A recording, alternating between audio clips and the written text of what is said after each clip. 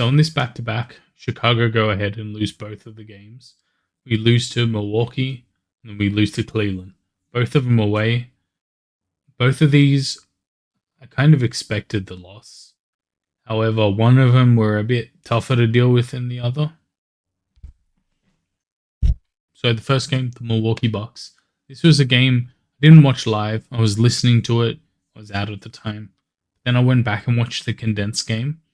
And we never looked like we were in control of this. We had an early start. We got away with a lot of possessions where Giannis could have been fouled, and he just wasn't getting the whistle.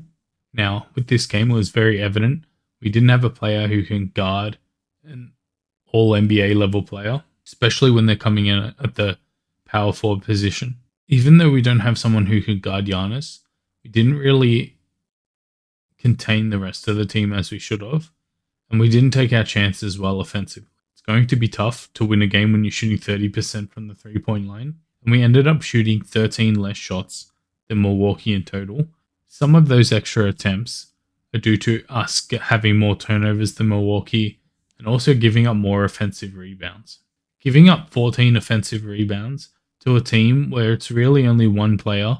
Giannis ended up having 4 offensive rebounds. He also just had a game that I think most teams lose to Milwaukee with the way they were playing. Giannis having 41, 15, and 9. Not many teams are stopping that. This was the first game where it felt like our bench really didn't get involved in the game. Kevin Huerter had 13, then we had nobody else above 7 points on the bench. And when our three-pointers aren't connecting, we're not really getting much offense from our team. The whole giddy drive and dish or drive and finish at the rim only works if we're making our threes. And if we're not making our threes, defenses are collapsing. We don't get as many efficient shots as we have throughout our past wins and even some of our losses. This was all topped off by Milwaukee having a pretty good percentage from the three-point line. This is while having 2 of their players shoot 1 for 5, Gary Trent Jr. and Cole Anthony. If 2 of their players are shooting 20% combined, getting up 10 shots, and the rest of the team carries it to 40%, this is the kind of team Giannis wants around him to be competitive for a championship. And this could be the year where they end up making it to the conference finals and even the NBA finals. If Jason Tatum isn't healthy by the playoffs, Boston would be the biggest threat to Milwaukee outside of Cleveland. And I don't think someone like New York have a defensive scheme to deal with Milwaukee. I don't think anyone outside of Cleveland, with Jarrett Allen and Evan Mobley, who those two have the best chance in the East to be able to defend Giannis. I think those 2 are the only threat to Milwaukee at this point of the season. Now for the Cleveland game. The first 5 minutes, it looked like we were going to lose by 20 points. However, now this Cleveland game is the kind of game we want out of our bench. However, we didn't get any production out of our starters. Giddey shoots 5 for 18. Vucevic shoots 4 for 11. Trey Jones 3 for 9. Buzelis 1 for 6, and he gets in foul trouble in the first half. Our most efficient scorer in our starting lineup was Isaac Okoro. 5 for 7, 3 for 4 from the three-point line, finishing with 19 points.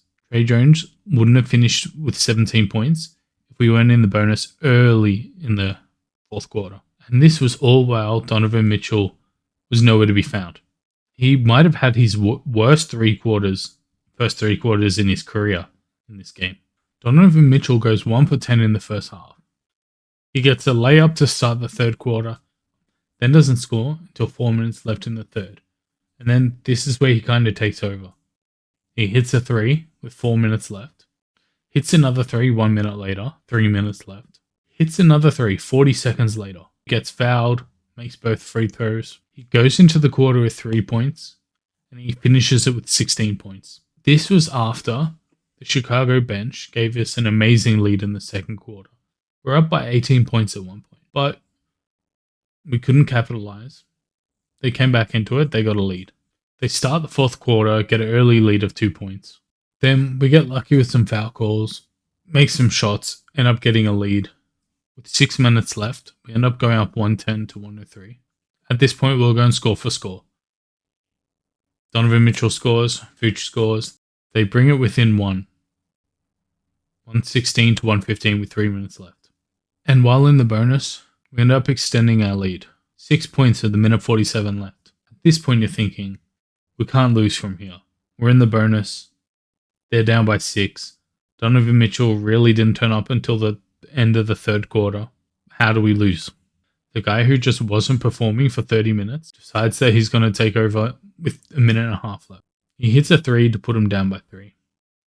Giddey misses a crucial layup on the left hand with Sam Merrill guarding him. And since Tre Jones went to go for the offensive rebound, after Giddey missed the layup, they're in transition. Donovan Mitchell scores without our defense set up. Back to a 1-point game. Cleveland plays solid defense for a good 20 seconds. We end up having to take an Okoro heave to beat the buzzer. It misses. Then Jalen Tyson, who's guarded by Vucevic, runs a high handoff with Donovan Mitchell. Vooch steps up one step too far. Donovan Mitchell gets a baseline, gets an 1. We're down by 1 with the free throw coming. Donovan Mitchell makes the free throw. 33 seconds left, we're down by 2. And then Jones gets a very makeable shot. Bounces off front rim. Chance for Vooch to get an offensive rebound. And he puts his hand in DeAndre Hunter's back. Even without this push, there's a good chance Vooch could have got the rebound. Give up the offensive foul. DeAndre Hunter makes 2 free throws. 12 seconds left. They're up by 4.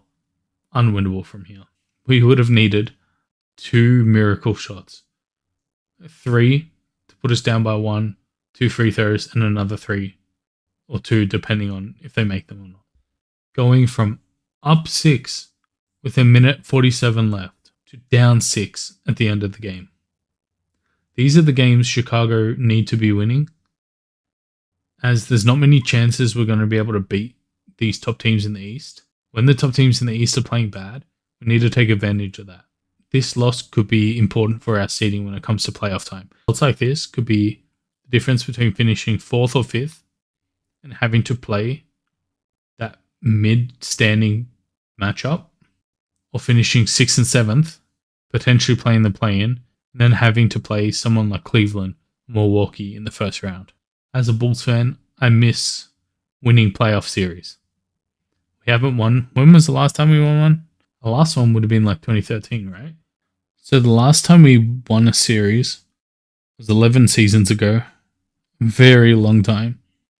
We have only made the playoffs 2 times since that last win. That last win was in the 2014-2015 season against the Milwaukee Bucks. For Chicago to win a series, we need to be playing someone like the Orlando Magic, the Toronto Raptors, the Miami Heat, even the Pistons. However, they are first in the East. I think they are a little bit easier of a matchup than someone like Cleveland or Milwaukee. Philly are third. I think they're very up and down with Embiid on the court. They just beat Toronto after Toronto blew a pretty big lead. These are the wins we need for the end of the season. This loss here, where we should have won, might come back to bite us. And with the way it's going, the Central Division could have anyone win it right now. There are 4 teams legitimately in the Central Division that could win the division and could get a high seed just because of that. Now, our next game is against the Spurs. It looks like Wembanyama will play, and he is another player where I don't know how we'll be able to defend him. I think what the team need to do is see how Phoenix defended Wembanyama and try to implement that the best we can. They do have a very different personnel. Royce O'Neal and Okoro, you can kind of compare them to being similar on the defensive end of the court. Royce O'Neal being a little bit bigger. So for any chance of us winning that game, we really need to hold Wembanyama down. And De'Aaron Fox is back as well. That makes that matchup that much harder. And it doesn't look like he's on a minutes restriction. He played 30 minutes today. That was my rundown on the back-to-back Milwaukee-Cleveland games. And a little look forward to the Spurs game, which is our next game in 2 days. I'll link my playback down in the description. Hopefully I can see you there in the chat for our next games. I've been Dogmatic, and I'm out.